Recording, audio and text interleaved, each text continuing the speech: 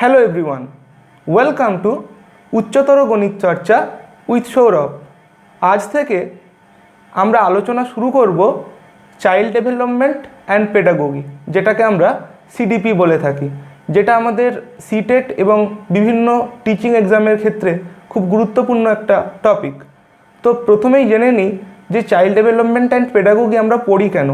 কারণ আমরা টিচার হই স্কুলের জন্য, তো সেখানে আমাদের শুধু পড়ালেই চলবে না, যাদেরকে আমরা পড়াচ্ছি অর্থাৎ শিশুদের, তাদের মন আমাদের বুঝতে হবে, অর্থাৎ তাদের মাইন্ডে কী ঘোরাফেরা করছে বা তারা কীভাবে জিনিসটা দেখতে চাইছে সেই সব ব্যাপার।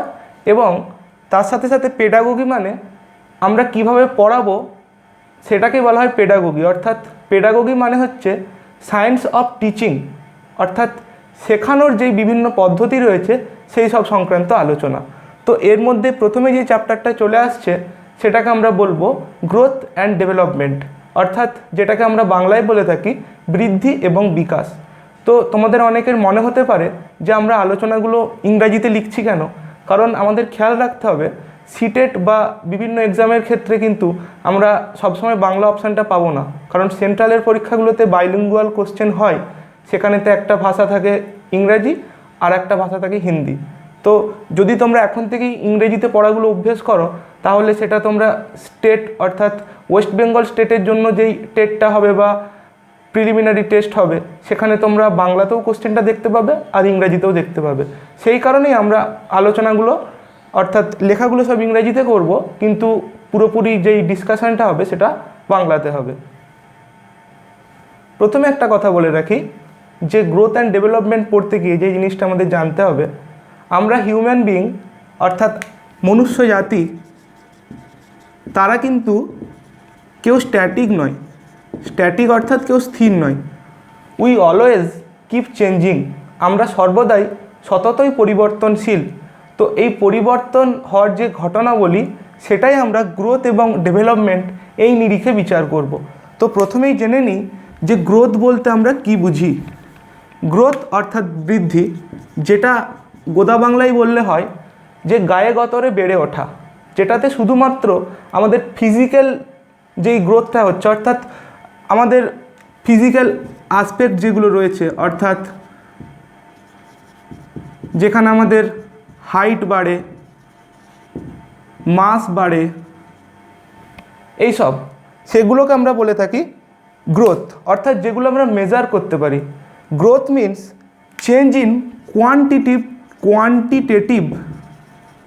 কোয়ান্টিটেটিভ অ্যাসপেক্ট, অর্থাৎ কোয়ান্টিটি মানেই পরিমাণগত, যেটাকে আমরা মাপতে পারি।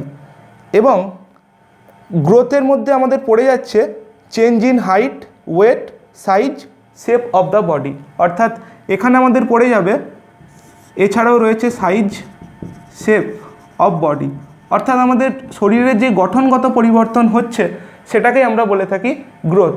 এবং একটা জিনিস, গ্রোথ কিন্তু একটা লাইফ লং প্রসেস নয়, not a life long process. কারণ একটা সময়ের পর আমাদের কিন্তু শরীরের বৃদ্ধি গিয়ে থেমে যায়। তো সেই জন্য আমাদেরকে এটা জানতে হবে যে growth is not a life long process, it goes on till maturity. তো যতক্ষণ না পর্যন্ত আমরা ম্যাচিওর হচ্ছি বা পরিণত হচ্ছি ততক্ষণ পর্যন্ত আমাদের গ্রোথ হতে থাকে। তো কিছুক্ষণ পরেই আমরা জেনে নেব যে ম্যাচুরেশন কী জিনিস, তো তখনই আমাদের ক্লিয়ার হয়ে যাবে ব্যাপারটা। এরপর আমরা জেনে নিচ্ছি যে ডেভেলপমেন্ট বলতে আমরা কি বুঝবো। ডেভেলপমেন্ট অর্থাৎ বিকাশ, যার মধ্যে আমাদের পড়ে যায় কোয়ান্টিটেটিভ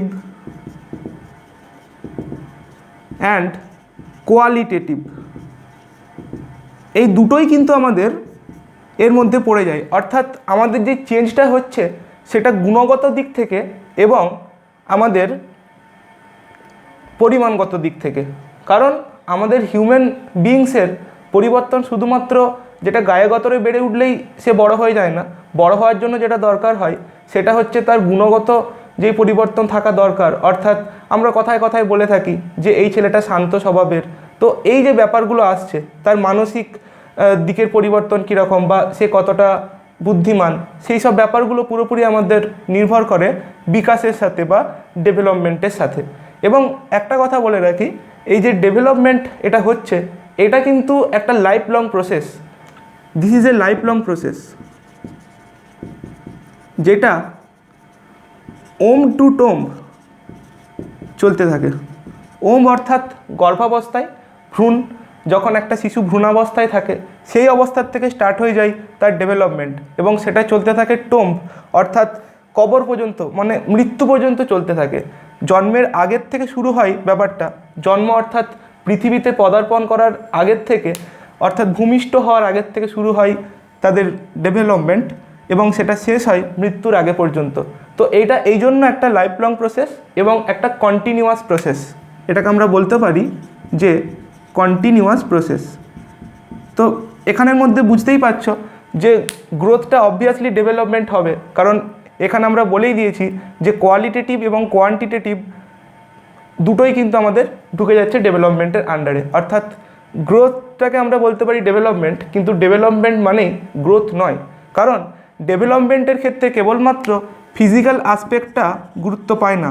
ফিজিক্যাল আসপেক্ট ছাড়াও যে যে আসপেক্টগুলো আমাদের মধ্যে রয়েছে সেগুলো হচ্ছে ফিজিক্যাল আসপেক্ট, কোগনিটিভ আসপেক্ট, তারপরে সোশ্যাল আসপেক্ট, এই সবকটাই আমরা জানবো বিস্তারিতভাবে। কোগনিটিভ অর্থাৎ আমাদের যেই মানসিক ভাবনা চিন্তার ক্ষমতা, অর্থাৎ আমাদের বৌদ্ধিক বিকাশ যেটা হচ্ছে, সেটা ঢুকে যায় কোগনিটিভের আন্ডারে। সোশ্যাল বলতে কি, মানুষ কতটা সামাজিক হচ্ছে, অর্থাৎ বিভিন্ন মানুষের সাথে মেলামেশা করার ক্ষমতা, বা কেউ আমরা বলে থাকি যে অনেকটাই সেলফ সেন্টার্ড, আর কেউ খুব মিশুকে, সেটা পুরোপুরি নির্ভর করে যে সে সোশ্যালি কতটা ডেভেলপড, অর্থাৎ তার সামাজিক যেই বিকাশটা সেটা কী পরিমাণে হয়েছে। তো আমরা এখন জেনে নেব যে ডেভেলপমেন্টের কী কী টাইপস রয়েছে।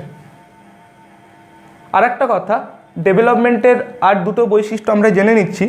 ডেভেলপমেন্ট আমাদের কী করে actually, it refers to the systematic change.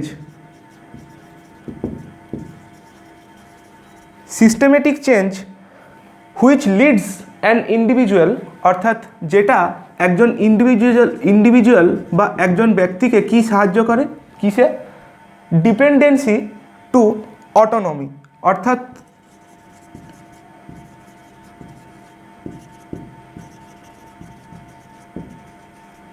পরনির্ভর থেকে আত্মনির্ভর হতে সাহায্য করে ডেভেলপমেন্ট। কারণ আমরা দেখতে পেয়েছি যখন আমরা শৈশবকালে দেখেছি একটা শিশু হামাগুড়ি দেয়, বা তাকে আমরা যাদের বাবা মা থাকে শিশুদের, তারা কি করে, শিশুকে হাত ধরে চলতে শেখায়, তো তখন তাকে সাহায্য করে, অর্থাৎ তখন তার সাহায্যের প্রয়োজন পড়ে। তো যখন সে হাঁটতে শিখে যায় তখন কিন্তু তাকে নিজের মতোই চলতে দেওয়া হয়, অর্থাৎ সে তখন প্রথমে ডিপেন্ডেন্ট ছিল, তারপরে সে কিন্তু অটোনমাস হয়ে গেল, অর্থাৎ সে তখন নিজেই নিজেকে লিড করতে পারবে। এটা ডেভেলপমেন্টের একটা বৈশিষ্ট্য। অর্থাৎ ডেভেলপমেন্ট বলতে বোঝায় আমাদের একজন ব্যক্তির সিস্টেমেটিক চেঞ্জ, অর্থাৎ যেই চেঞ্জটা হবে সেটা একদম সিস্টেমেটিক্যালি হবে, একটা প্যাটার্ন ফলো করবে, নির্দিষ্ট প্যাটার্নে আমাদের কিন্তু এই চেঞ্জটা হতে থাকে। অর্থাৎ কেউ জন্মালো, সে কিন্তু সঙ্গে সঙ্গেই হাঁটতে শিখলো না, সে প্রথমে হামাগুড়ি দেবে, তারপরে একটু একটু একটু করে সে হাঁটতে শিখবে। এই ব্যাপারটাই বোঝাতে চাওয়া হচ্ছে যে একটা নির্দিষ্ট সিস্টেম মেনে পুরো ঘটনাটা ঘটতে থাকে। এবং আর একটা কি জিনিস, যে ডেভেলপমেন্ট কিন্তু রিভার্সিবল নয়, অর্থাৎ এরকম নয় যে কেউ হাঁটতে শিখলো, সে আবার কিছুদিন পরে হাঁটতে পারাটা সে ভুলে যাবে। অর্থাৎ যেই চেঞ্জটা একবার কারোর হয়ে যায় সেটা কিন্তু আর পাল্টে যায় না। অনেক ক্ষেত্রে আমরা এক্ষেত্রে বলতে পারি যে কেউ যদি শারীরিকভাবে অসুস্থ হয়ে যায় তাহলে তার শরীরে গঠনগত কিছু পরিবর্তন হলো, সেগুলো কিন্তু এর মধ্যে কাউন্ট করা হবে না। অর্থাৎ পুরোপুরি ব্যাপারটা একজন সুস্থ স্বাভাবিক মানুষ কিভাবে তার পরিবর্তন ঘটছে, মানসিক, বৌদ্ধিক সমস্ত রকম পরিবর্তন কিন্তু ডেভেলপমেন্টের আন্ডারে পড়ে যাবে। ডেভেলপমেন্টের যে কটা প্রকারভেদ আমরা জানব, তার মধ্যে প্রথমেই রয়েছে ফিজিক্যাল ডেভেলপমেন্ট, 2 নম্বরে রয়েছে কোগনিটিভ ডেভেলপমেন্ট,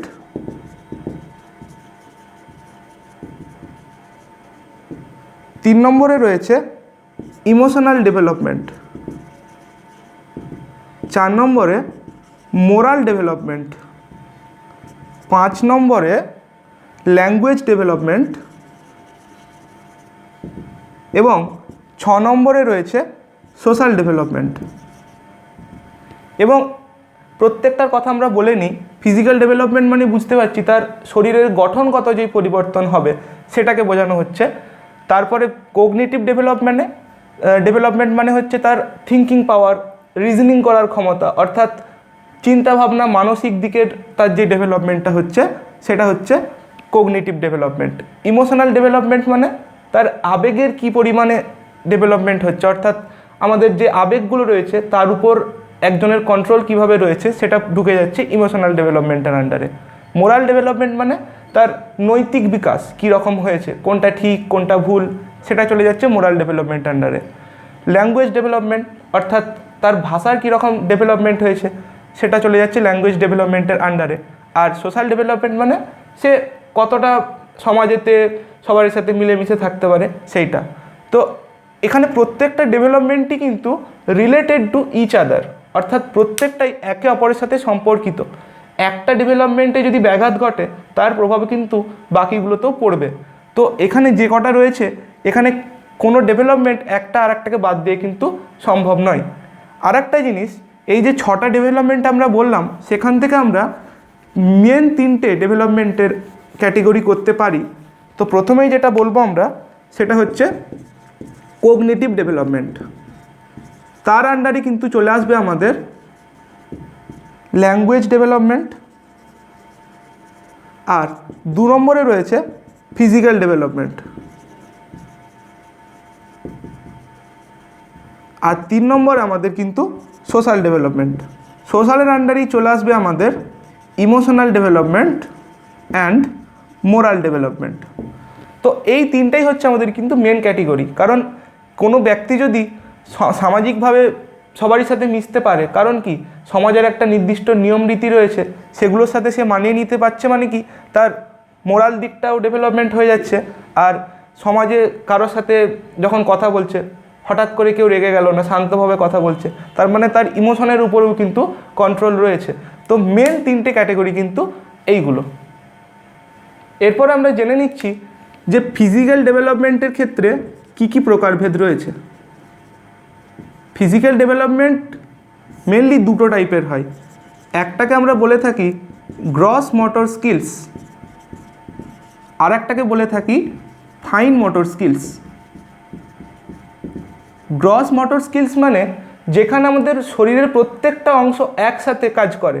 যেমন আমরা যদি এক্সাম্পল হিসেবে নিই সাইক্লিং, অর্থাৎ সাইকেল চালানোর সময় আমাদের কি হয়, হাতের উপরে কন্ট্রোল থাকে, পায়ের উপরেও কন্ট্রোল থাকে, অর্থাৎ পুরো শরীরের যখন আমাদের অ্যাক্টিভিটি একসাথে হতে থাকে সেই জিনিসগুলো পড়ে যাচ্ছে গ্রস মোটর স্কিলসের আন্ডারে।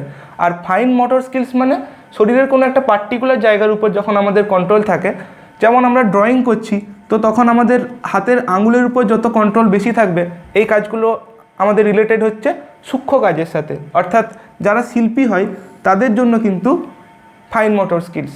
আর যারা স্পোর্টসম্যান হয় ভাবতে পারি আমরা, তাদের জন্য কিন্তু গ্রস মোটর স্কিলস, কারণ তাদের ক্ষেত্রে কিন্তু পুরো অঙ্গ প্রত্যঙ্গ সঞ্চালনা করতে হয়, সেই ক্ষেত্রে এটা চলে যাবে গ্রস মোটর স্কিলসের আন্ডারে। এরপরে আমরা জেনে নিচ্ছি যে গ্রোথ অ্যান্ড ডেভেলপমেন্ট যে আমরা পড়লাম তাদের মধ্যে ডিফারেন্স কী কী আছে। তো প্রথমেই বলে রাখি গ্রোথের ক্ষেত্রে আমরা একটা দিক দেখছি, আর একটা দিক দেখব আমরা ডেভেলপমেন্টের ক্ষেত্রে। গ্রোথের যে 1 নম্বর পয়েন্ট আমরা বলবো, গ্রোথ ইজ কোয়ান্টিটেটিভ, অর্থাৎ এটা কেবলমাত্র পরিমাণগত দিকটা তুলে ধরে। আর development refers to both qualitative and quantitative, অর্থাৎ কারোর গুণগত দিকটা এবং পরিমাণগত দিকটা দুটোই তুলে ধরছে ডেভেলপমেন্ট। 2 নম্বর যেটা আমরা বলবো, growth refers to physical aspect only. Growth কিন্তু আমাদের কেবলমাত্র শারীরিক গঠনগত যে পরিবর্তন ঘটে থাকে সেটাকেই তুলে ধরে। আর ডেভেলপমেন্টের আন্ডারে কী কী পড়ে যায়, ডেভেলপমেন্টের আন্ডারে ফিজিক্যাল, কোগনিটিভ, সোশ্যাল সব কিছুই পড়ে যায়। কারণ সোশ্যালের মধ্যে আমাদের ইমোশনাল, মোরাল এগুলো ঢুকে যাচ্ছে, আর কোগনিটিভের মধ্যে আমাদের ল্যাঙ্গুয়েজ ডেভেলপমেন্ট ঢুকে যাচ্ছে। 3 নম্বরে যেটা, গ্রোথটা কিন্তু স্টপস আফটার সার্টেন টাইম। কিছু সময় পরে কিন্তু আমাদের শরীরের বৃদ্ধি থেমে যায়। অর্থাৎ যদি আমরা ভাবি যে কারো লম্বা হওয়ার কথা, সে কি চিরকালই লম্বা হতে থাকবে? একটা নির্দিষ্ট সময় পর গিয়ে কিন্তু সে একটা নির্দিষ্ট হাইট গেন করবে, তার বেশি কিন্তু তার হাইট বাড়বে না। তারপরে এইদিকে ডেভেলপমেন্টের আন্ডারে আমরা যেটা বলতে পারি, ডেভেলপমেন্ট কন্টিনিউজ টিল ডেথ, অর্থাৎ মৃত্যুর আগে পর্যন্ত কিন্তু চলতে থাকে ডেভেলপমেন্ট, যেটা আমরা বলেছি ওম টু টোম, অর্থাৎ ভ্রূণাবস্থা থেকে একদম কবরে যাওয়ার আগে পর্যন্ত বা মৃত্যুর আগে পর্যন্ত। 4 নম্বরে যেটা, যে growth can be measured. Growth কিন্তু আমরা মাপতে পারি, তার জন্য এটা কিন্তু পরিমাণগত, কারণ কারো হাইট বা কারো ওয়েট সেটা আমরা মাপতে পারছি। আর 4 নম্বরের ডেভেলপমেন্টের ক্ষেত্রে যেটা বলতে পারি, development can only be assessed, অর্থাৎ ডেভেলপমেন্টকে কিন্তু আমরা মাপতে পারি না, ডেভেলপমেন্টকে আমরা ফিল করতে পারি। অর্থাৎ কারোর বুদ্ধির পরিমাণ পাল্টালো বা সে বৌদ্ধিক দিক থেকে কতটা উন্নত, সেটাকে আমরা মাপতে পারবো যে তার কত গ্রাম বুদ্ধি রয়েছে, বা সে মানে সামাজিকভাবে লোকের সাথে কত গ্রাম মিশতে পারছে, সেগুলো তো আমরা বলতে পারবো না। তাই অনেকের মনে হতে পারে যে যেহেতু এখানে ফিজিক্যাল অ্যাসপেক্ট ঢুকে যাচ্ছে, তো সেক্ষেত্রে এটা মাপা যাবে, কিন্তু এইটা তো অ্যাকচুয়ালি গ্রোথের আন্ডারে পড়ছে। তো এইটাও এক প্রকারের চেঞ্জ বলে আমরা এটার আন্ডারে, ডেভেলপমেন্টের আন্ডারে রেখেছি ফিজিক্যাল অ্যাসপেক্টটাকেও। তাছাড়াও কিন্তু যে বাকিগুলো রয়েছে সেগুলো কিন্তু সবই আমরা ফিল করতে পারি, সেগুলো কিন্তু আমরা মাপতে পারি না। নেক্সট আমরা যেই টপিকটার কথা আলোচনা করব সেটা হচ্ছে ম্যাচিউরেশন। আমরা কথায় কথায় বলে থাকি যে তুই ঠিকমতো ম্যাচিওর হোসনি, বা তুমি ঠিকমতো ম্যাচিওর হওনি, বা সে পরিণত হয়নি। অর্থাৎ তাহলে সে পরিণত কখন হবে, পরিণত হওয়ার জন্য প্রয়োজনীয় শর্তটা কি, সেটাই আমরা এখন জানব। Maturity is the ability, maturity হচ্ছে সেই ধরনের সামর্থ্য, কী ধরনের সামর্থ্য, two respond to the environment, অর্থাৎ সে পরিবেশের প্রতি কীরকমভাবে রেসপন্স দিচ্ছে বা কীরকমভাবে সে পরিবেশের প্রত্যেকটা জিনিসের সাথে সাড়া দিচ্ছে, ইন অ্যান অ্যাপ্রোপ্রিয়েট ম্যানার, সঠিকভাবে, সে কতটা নির্ভুলভাবে, appropriate manner, and it is highly related to heredity. আমরা পরে জানব যে হেরিডিটি বলতে কি বুঝবো। প্রথমে এখানে বলে রাখি যে ম্যাচুরিটি কী ধরনের জিনিস, একজন এনভায়রনমেন্ট বা পরিবেশের প্রতি, পরিবেশের প্রত্যেকটা ঘটনার সাথে কীরকমভাবে রেসপন্স করছে, ইন অ্যান অ্যাপ্রোপ্রিয়েট ম্যানার, সঠিকভাবে, এবং এই যে ব্যাপারটা রয়েছে সে কতটা রেসপন্স করতে পারবে বা না পারবে, সেটা পুরোপুরি নির্ভর করছে হেরিডিটি বা তার বংশগতভাবে। অর্থাৎ কিছু বৈশিষ্ট্য থাকে আমাদের যেটা আমরা বংশগত সূত্রে পেয়ে থাকি, আর কিছু থাকে যেটা আমরা জন্মানোর পরে পরিবেশ থেকে পেয়ে থাকি, সেগুলোই আমরা হেরিডিটি অ্যান্ড এনভায়রনমেন্ট যখন চ্যাপ্টারটা আলোচনা করব তখন জানতে পারবো। তো আপাতত জেনে নিই যে ম্যাচুরেশনটা কিন্তু পুরোপুরি রিলেটেড হচ্ছে বংশগতির সাথে। অর্থাৎ এরকম হয় যে কারোর বাড়িতে কোনো ব্যক্তি যদি খুব জলদি ম্যাচিওর হয়ে যায় বা যেভাবে সাড়া দিচ্ছে, তার যেই সন্তান বা সন্ততি হবে তার গুণটা কিন্তু, অর্থাৎ বাবা মায়ের গুণটা কিন্তু সন্তানের মধ্যে চলে আসে কিছুটা পরিমাণ। তো সেই জন্য ম্যাচুরিটিটা পুরোপুরি অনেকটাই রিলেটেড টু বংশগতি। এরপরে আমরা একটা উদাহরণ দিলেই বুঝতে পারবো যে ম্যাচুরিটি বলতে আমরা কি বোঝাচ্ছি। যেমন আমরা যদি একটা 2 বছরের বাচ্চাকে বলি যে ত্রিকোণমিতি করতে, অর্থাৎ 2 বছরের বাচ্চাকে আমরা যদি বলি ক্লাস 10-এ ত্রিকোণমিতি করতে, সে নিশ্চয়ই পারবে না, কারণ সে যথেষ্ট পরিপক্ক হয়নি বা পরিণত হয়নি এই ধরনের কাজ করার জন্য। তো সেই ক্ষেত্রে ম্যাচুরিটি ব্যাপারটা চলে আসে। এরপর আমরা জেনে নেব যে লার্নিং বলতে আমরা কি বুঝি। দেখো, ম্যাচুরিটির কথা বললাম, সেখানে কিন্তু হেরিডিটি বা বংশের একটা গুরুত্ব চলে আসছে। এখন লার্নিং মানে কি? লার্নিং মানে হচ্ছে শেখা। শিখি আমরা কিভাবে শিখি? যে আমরা যখন লিখতে শিখছি, তো লিখতে কিভাবে শিখছি আমরা কন্টিনিউ সেটার পিছনে এফোর্ট দিচ্ছি, প্রচেষ্টা করছি, টাইম দিচ্ছি। অর্থাৎ learning comes from practice and efforts, or we can say a relatively desired permanent change, a relatively desired permanent change in behavior। তো ব্যাপারটা কি, আমরা যখন কোনো জিনিস শিখি, কিভাবে শিখি সেটার পেছনে আমরা সময় দিই, সেটার জন্য আমরা অনেক পরিমাণে অভ্যাস করি। তো এই জন্য লার্নিংটা কিন্তু পুরোপুরি নির্ভর করছে আমরা সেটাতে কী পরিমাণ টাইম দিচ্ছি।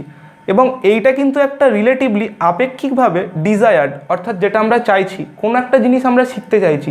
যেমন কেউ কম্পিউটার শিখছে, তো কম্পিউটার যখন সে শিখছে তখন কি হচ্ছে, তার ইচ্ছে ছিল কম্পিউটার শেখার, তার ফলে সে কিন্তু শিখে যখন যাবে কম্পিউটারটা, সেটাকে আমরা বলতে পারি যে সে শিখে গেল, অর্থাৎ একটা পার্মানেন্ট চেঞ্জ হলো।